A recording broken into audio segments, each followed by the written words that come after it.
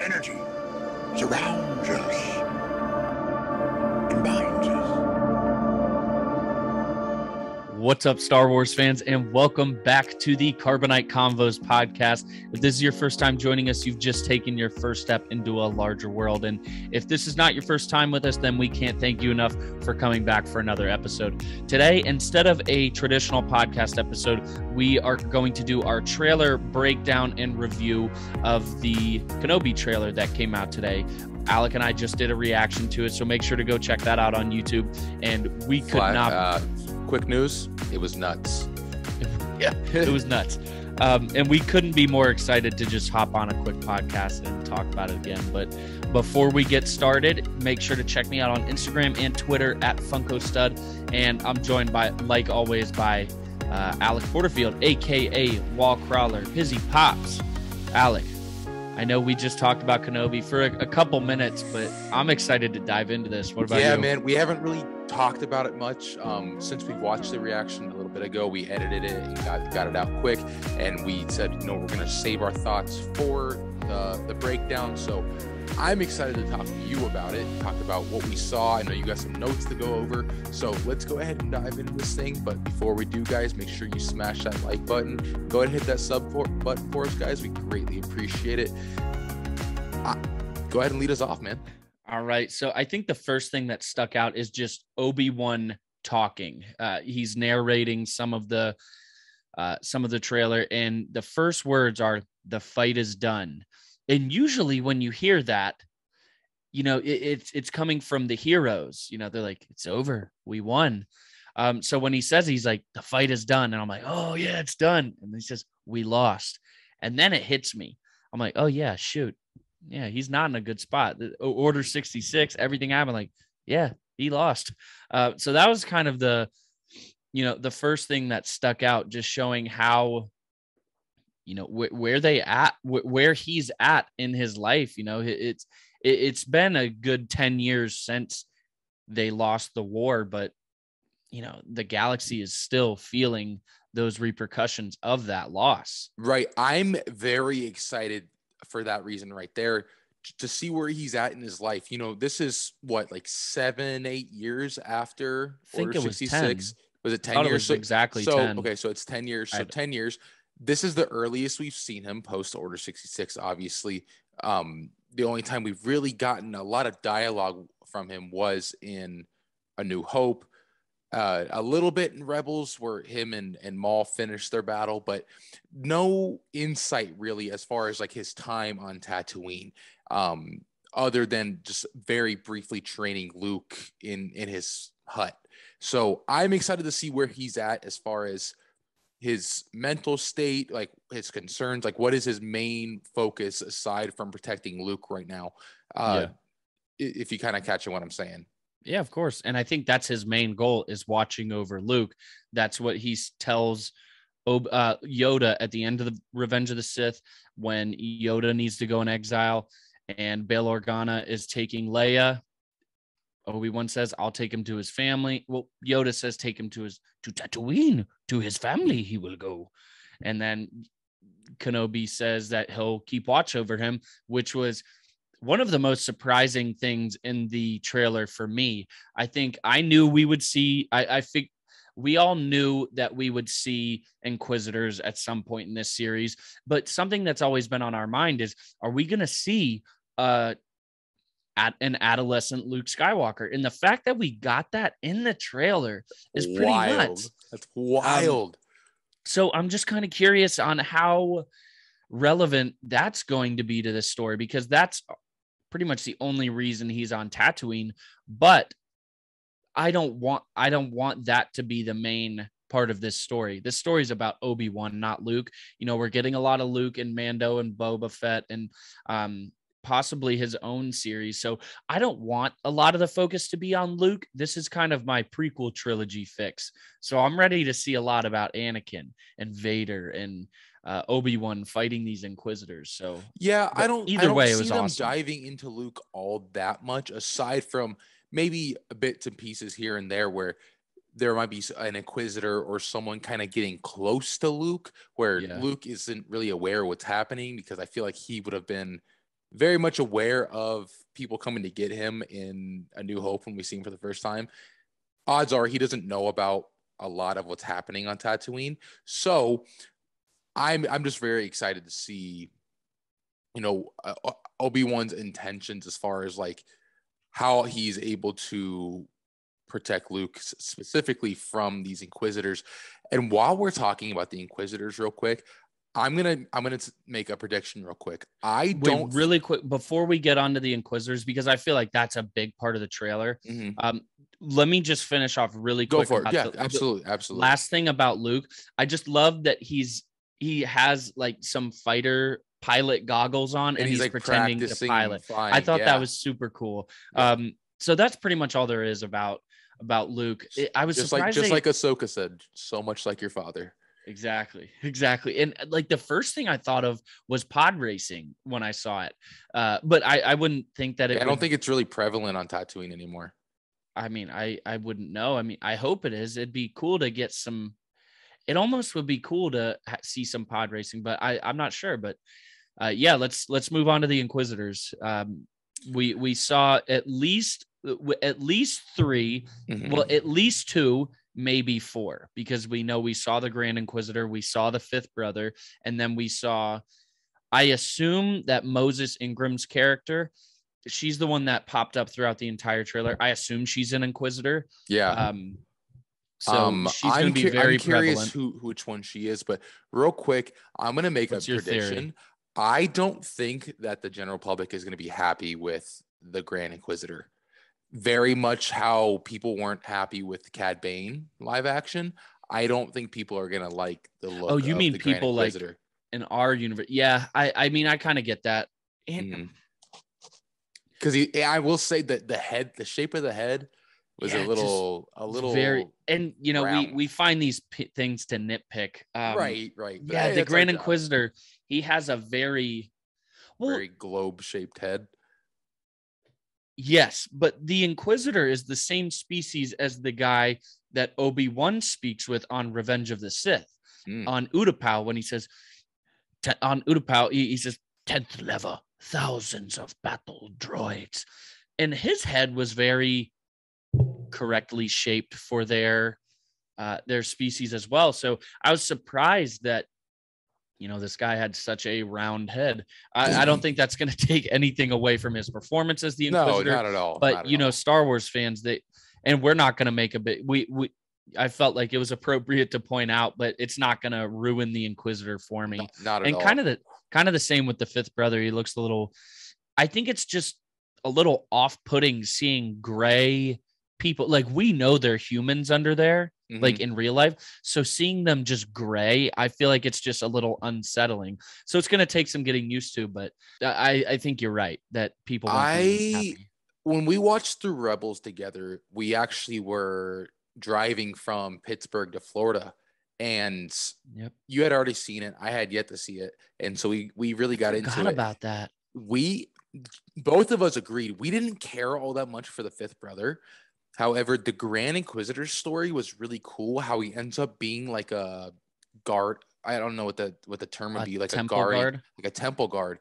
So I'm excited to dive into his character, and I feel like he might get the most time out of the ones we saw so far. The 5th brother, the Grand Inquisitor. Oh, really? See, I kind of feel you.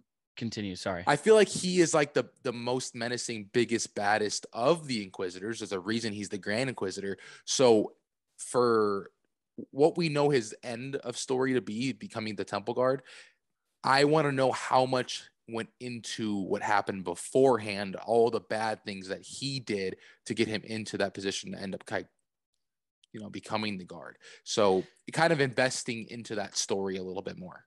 See, I kind of think the opposite. Like, I think we got a solid bit of his character get fleshed out in Rebels. So I think it's cool that he's going to be in this series.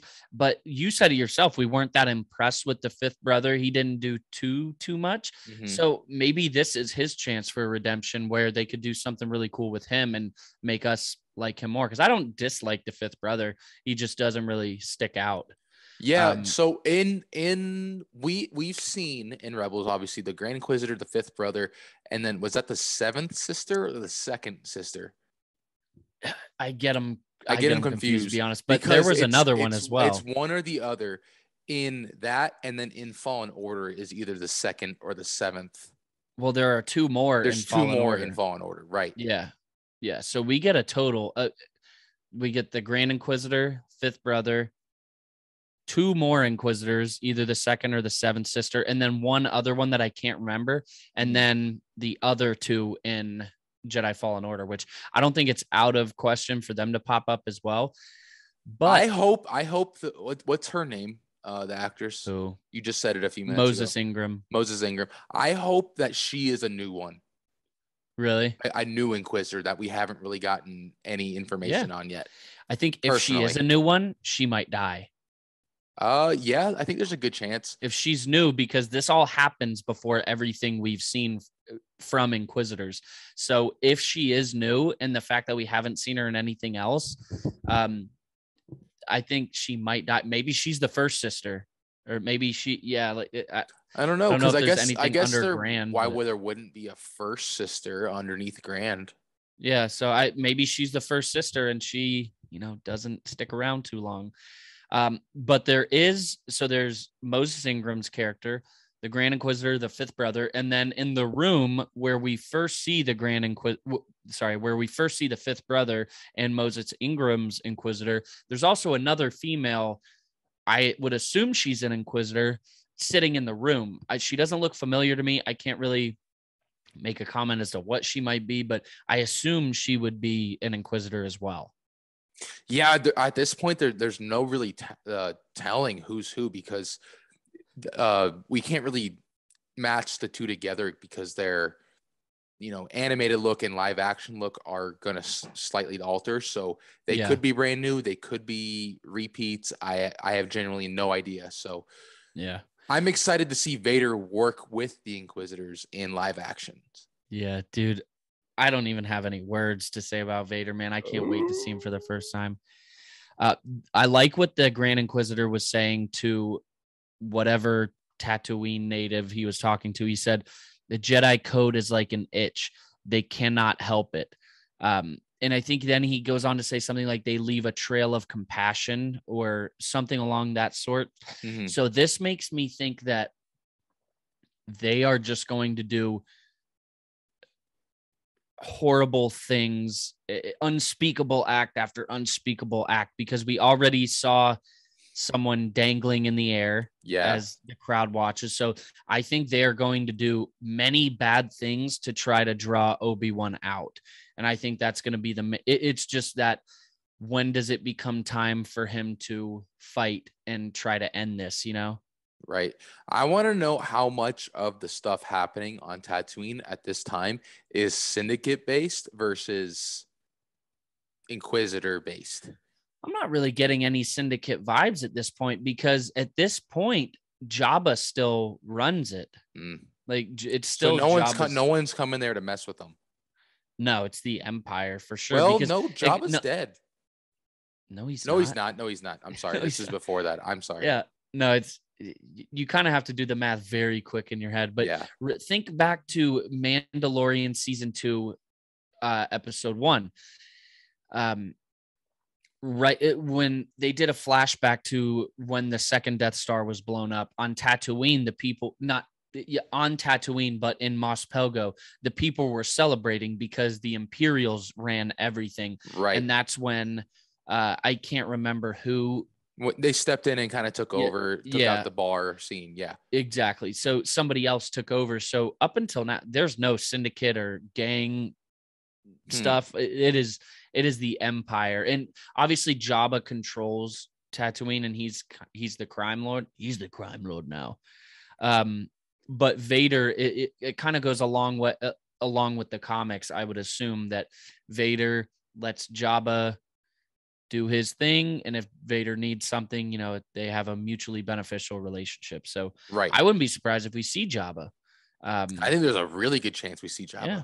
I mean, we could see any Tatooine native right now very easily. We could what if You know how there was talk about a Han Solo cameo in Revenge of the Sith. Boba Fett in the Book of Yeah. Boba?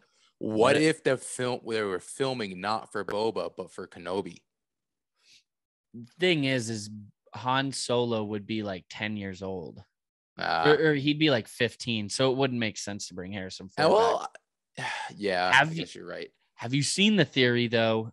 Let me say this quick theory, and then we'll get back to the actual trailer. So we see Din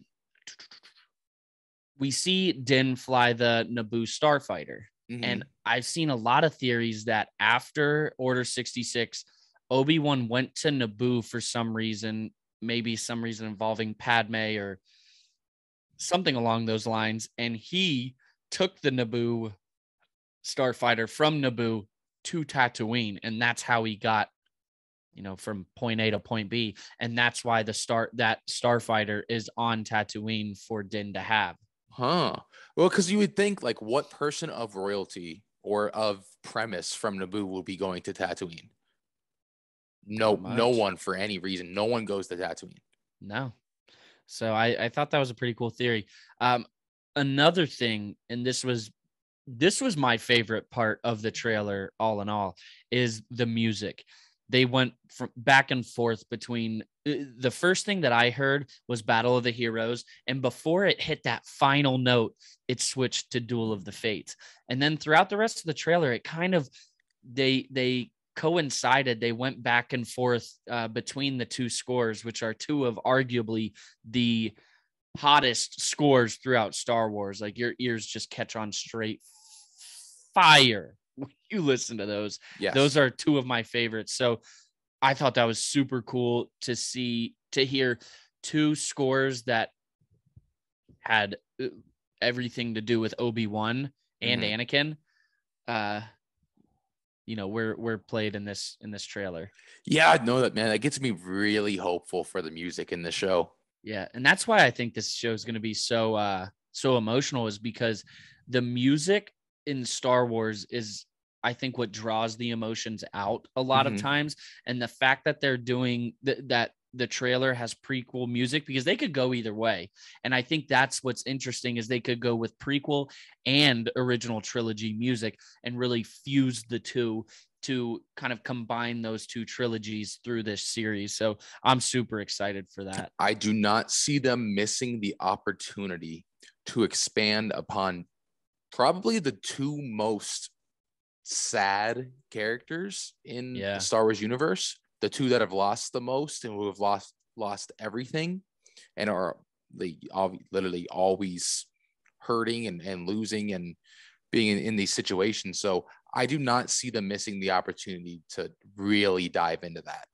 Yeah, no, I don't disagree, man. It's going to be awesome. I like the words that popped up on the screen. Hope. That's what stuck out to me. Between darkness, cut to an awesome scene, and defeat, cut to another awesome scene. Hope survives. So that I think it's good, because we know Obi-Wan's nothing's going to happen to him for the most part, because he survives. Wild. But it's really cool. Another example of them just perfectly picking their words of how to tell a story. Like darkness, Anakin's fall, defeat, him becoming Vader, hope survives in Luke. That boy's our last hope. I know. That's wild. Did you notice? And I watched the trailer a couple times, and I didn't realize this until the most recent time. At the end, when you see the Obi-Wan Kenobi series logo, Vader, you can hear Vader breathing. I didn't hear it the first couple times. I didn't hear it the first couple times. I was too busy freaking out, but I thought that was a really cool touch. Honestly, you know what that makes me really wonder is if he's going to have any speaking parts whatsoever. Who? Vader. Yes. I don't know, man, because dude, there's no way. If they're going to do an epic rematch, quote, there's no way that they're not going to capitalize on James Earl Jones. Yeah. Because he's getting pretty old. And I would say arguably this is probably Darth Vader's last big appearance. Isn't that sad? Yeah, and I'm sure they will never not include Darth Vader in if some they capacity. can. Right. But, this is what we've been waiting for. I know. So ooh, that's wild. I could dude. see, remember how in Rebels they did a mix of James Earl Jones and Matt Lanter's voice? Yeah, when in the Ahsoka battle? Yes, in the Ahsoka battle. It would be really cool if something happens and we can hear Hayden Christensen half and half with James Earl Jones's voice. That I feel like will help you bridge the gap between Anakin Skywalker and Darth Vader so much, because sometimes when Vader's on the screen, goosebumps, bro. Yeah, you forget that it's Anakin because it's too different. Like they're just not the same. Right. So I think that might be able to help you connect those characters even more. You just blew my mind. You just blew my mind. So that's all I have about the trailer, except one final thing. And it was just the last couple seconds of it. The Disney Plus logo. That was sick. In the Moon Knight trailer, the little plus comes from Moon Knight jumping from roof to roof, and then it ends in the plus. This time it's the lightsaber just tearing through it, and it's just that gets me hyped to find out what the intro to the show is, like how Mando had one, how Boba had one, and they were sick. I can't wait, dude. What are they gonna do for that? The only lightsabers that we've seen so far are in the logo and in that Disney, but because in Obi-Wan Kenobi, the eye in Kenobi is his lightsaber, and then in the Disney Plus logo, it did that awesome animation. So that's the only lightsaber we've seen so far. So I'm really excited to see some saber action for sure. We're gonna get an insane fight. I know, but that's all I have. What do you review? What number do you give it? The trailer? Yeah. So we need to decide, are we doing decimals or no? See, the thing is we give everything 10s. So it's like people can't trust us, but it's just because we love everything so much. And realistically, because last time we did it, we did a review on a trailer. I gave it like a 7.8 or something like that. Let's just do like, I wouldn't say decimals. That gets pretty complicated. 1 through 10. 1 through 10. What do you got? 9. I'll give it a 9 as well. 18 out of 20. And that's just because I don't want to give it a solid. If Vader was in it, 10. Yes. 12. But yes. I don't know. But that's all I have. So we'll let the people go. Everybody that tuned in, this was a much shorter, quote, podcast episode. But tonight was the night we were supposed to record, and we didn't really have anything crazy. And what better to talk about than freaking Obi-Wan Kenobi? So thank you very much for tuning in. Don't forget to go check out our reaction, our new Funko Pop list. But yeah, until the next video, may the Force be with you. Remember, the Force will be with you always.